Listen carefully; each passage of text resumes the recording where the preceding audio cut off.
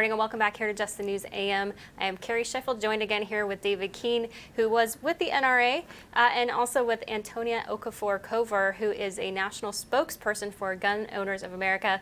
Good morning, Antonia. Good morning. So we were just talking about Joe Biden and guns and his push with Beto O'Rourke. Tell us a bit about this, and then I'll bring David into the conversation. Yeah, well, we have absolutely no reason to expect that President Biden is going to be any different than he was as a senator, as being in government for so many years. So that the fact of the matter is that we're going to be seeing a lot of gun control legislation, unfortunately, particularly things that are going to be banning things like the AR-15. And other just really semi-automatic, normal household, firearms that we use every day in order to protect ourselves and those that we care about. And David, you mentioned Beto O'Rourke specifically, that he's going to be involved. How heavily do we know that this will be? Well, Antonia is exactly right. Throughout his career, Joe Biden's been at the front edge of efforts to restrict firearms ownership. In the Senate, as vice president, he's expressed hostility toward firearms, as well as a misunderstanding of them. You remember he said we should train police to shoot people in the leg, that if you're threatened, you should just go out on your porch and fire your shotgun up into the air and all this sort of thing. He doesn't get it, but he does share the quasi-religious fervor that exists on the left, the belief that, like the unilateral disarmament people, that if we just got rid of guns, we'd live in a utopia. That's bordering on an insane view of the consequences of doing that. But Antonia was right about the things she outlined. Before he was sworn in, he said, I intend to defeat the NRA, and the first thing he suggested is getting rid of the Lawful Commerce in Firearms Act, which would allow people to sue gun companies when someone misuses a firearm, to sue them if someone's injured while someone's robbing your 7-Eleven, which would be tantamount to allowing a drunk, somebody hit by a drunk driver to sue Ford because they gave him a car. That's not allowed under present law. In the 90s, the anti-gun people tried to do that, not because they thought they'd win, they lost every suit, but they were trying to break the gun companies. When you hear legendary names like Remington and Winchester, you think of these big successful companies. Most of them barely survive. And finally, the Congress said, enough of that. You can't sue people for engaging in perfectly lawful commerce. Biden wants to allow people to go after these companies again in the hopes of breaking them. And what have you heard on that front with the commerce attack? Is that something that you've heard as well, Antonia?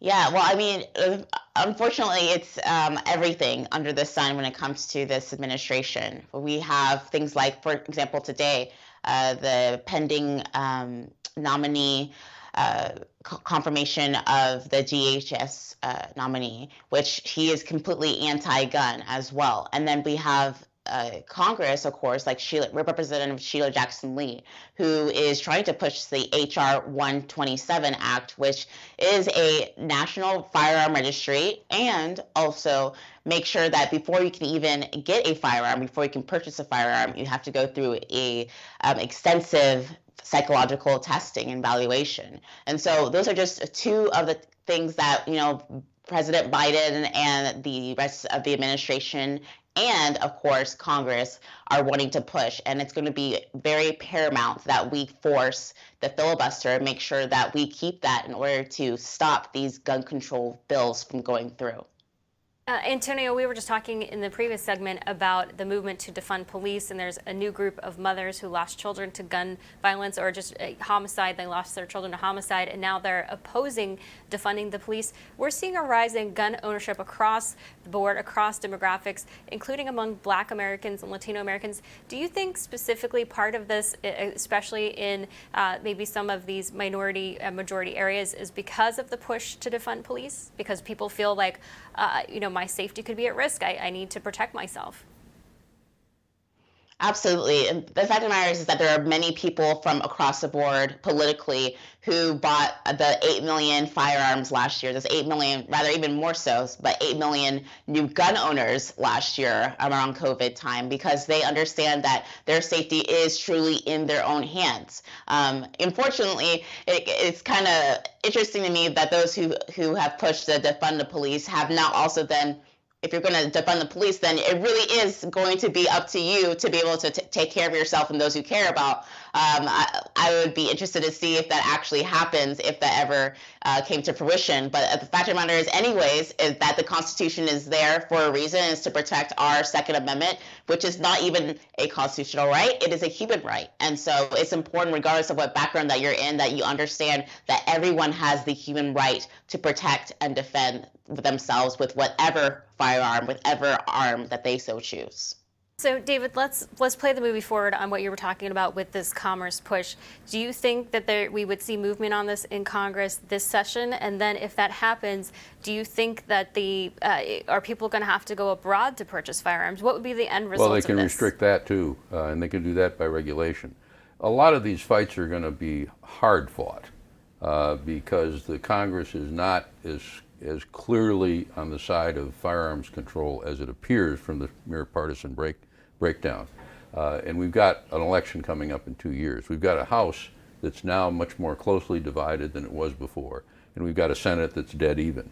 A lot of the people that are going to be running for re-election know what Joe Biden knew during the campaign, and that is you don't talk about these things because you're liable to lose if you talk about them, because the American people are not in favor of restricting firearms rights and gutting the Second Amendment. So you think the commerce, but if you're going to fight in Congress, you have to talk about it. So you think the commerce issue, you think, will probably not go anywhere? In order to win, they have to do two things, one of which Antonia talked about, and that's the filibuster, because it's going to be very difficult in the Senate to get people like Joe Manchin and some others from states that are really dominated by Second Amendment. Even Bernie Sanders. And of course, the NRA once endorsed Bernie Sanders because coming from a state filled with armed socialists, he was for firearms freedom. But the fact is, the other problem is the Supreme Court. Many of the things that Biden has proposed will be declared unconstitutional if passed. And so that means that they have to change the Supreme Court, and that's one of the reasons they want to do that, and they're dedicated to packing it. We'll keep an eye out on that. Antonia, what should we be looking for as far as if you're an activist who believes in gun rights, what is sort of the toolkit or what advice do you give them? Well, really, we're going to see a lot of, like I said before, gun control legislation in this administration.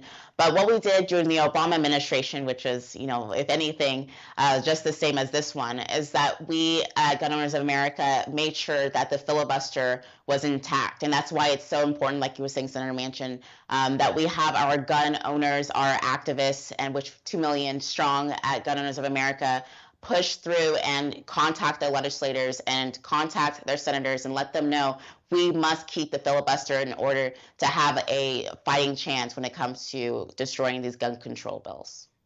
All right, Antonia Okafor, stay with us. We'll be right back. She is a spokeswoman for the Gun Owners of America. And David King, thanks so much for joining us here on set. My pleasure. All right, folks, we'll be right back with more with Antonia. Stay with us.